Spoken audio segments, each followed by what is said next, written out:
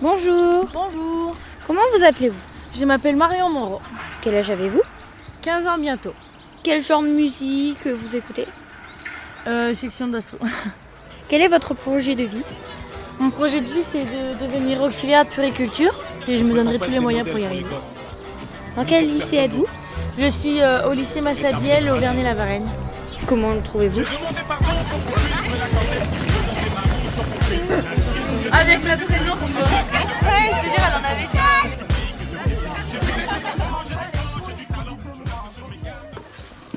Avant, j'étais au collège de Vic-le-Comte.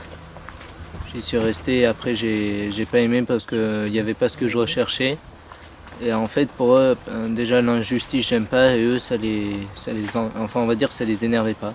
Ils toléraient l'injustice.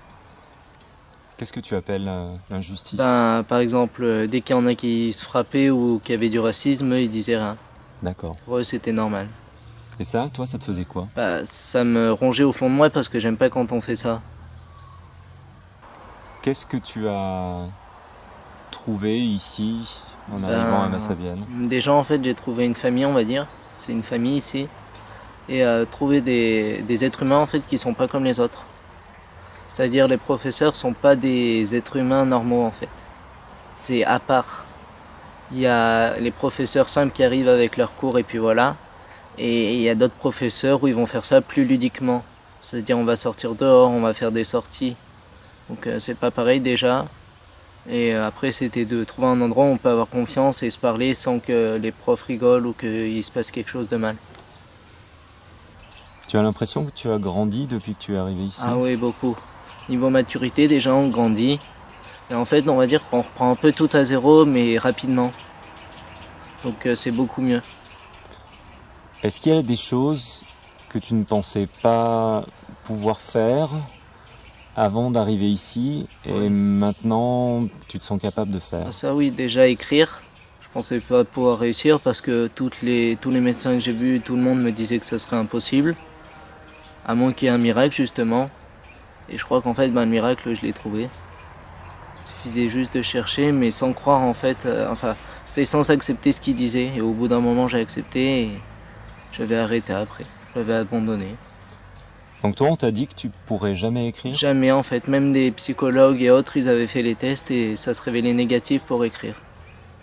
Et là, maintenant, aujourd'hui, tu prends tes cours comment? Je fais avec ordinateur, mais je fais aussi en écrivant des fois. La plupart du temps, j'essaye d'écrire. Et qu'est-ce qui t'a vraiment aidé dans la manière? Est-ce que c'était l'organisation des cours?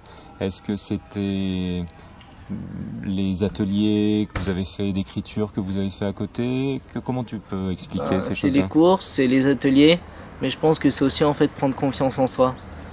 À part l'écriture, est-ce qu'il y a d'autres choses que tu as réussi à développer Oui, ici? beaucoup de maturité et de confiance en soi et dialoguer, parce qu'avant j'étais renfermé et là je m'ouvre beaucoup plus. Je suis beaucoup plus au dialogue et j'aime bien ici entraider, on s'entraide, on s'aide mutuellement. T'as beaucoup de liberté, tu as l'impression? Voilà, on a beaucoup de liberté, en fait on est libre. On n'est pas dans une salle pendant 10 heures à attendre, à faire des cours et puis voilà. Et ça te permet d'évoluer, toi? Ah oui, ça permet à tout le monde, je pense, d'évoluer.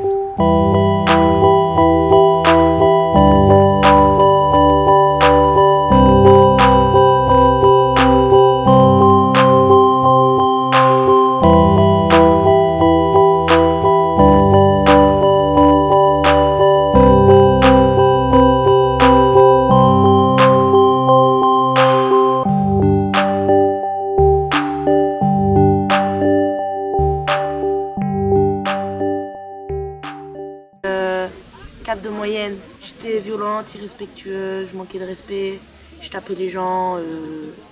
Ouais, je me suis fait victime aussi. Hein. Enfin, non, ça se dit pas comme ça. Je me suis fait harceler, on va dire. Puis après, c'est moi qui me suis mis à harceler les autres. Donc j'ai fini par me faire virer parce que j'étais une chaise sur mon prof d'histoire.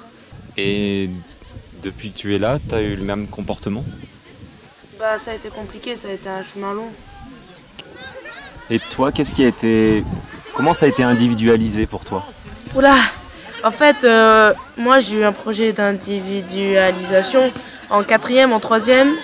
Et ça a été différent chaque année, à chaque problème que je pouvais rencontrer, ouais. Et genre en 4e, j'avais une tutrice qu'on avait choisie, qu'on doit choisir, un adulte de référence, on va dire, sur qui on peut se confier, dire ce qui va pas autant au lycée que sur la vie personnelle qui se passe à la maison. Donc ça, ce côté tutorat qui encadre bien les élèves, ça t'en avais besoin? Bah en fait, jusqu'à que je l'aie, j'aurais dit non, même quand on m'a dit choisis sur les papiers, jusqu'à ce moment-là, non, je n'avais pas besoin, non. Pour moi, c'était, encore déjà j'ai des parents à la maison, si en plus il faut que je m'en tape au lycée, quoi, super, c'est super génial, quoi. Et puis au début, j'allais pas voir ma tutrice.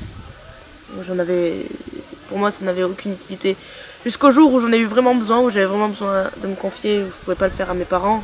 Et là, je me suis rendu compte de l'utilité que ça avait. Et ouais, ça m'a vraiment aidé.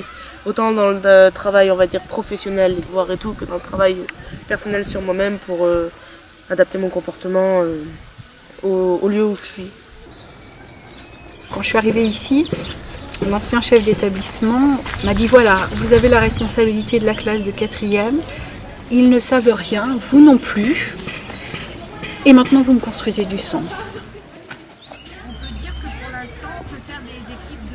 Voilà. J'ai beaucoup aimé le métier d'enseignante, vraiment. Parce qu'en fait, tu fais le clown, hein. Tu arrives dans la classe et tu fais le clown, tu joues un rôle. Et ils adorent ça et tu le construis avec eux. Et tu sais que tu peux les emmener très loin.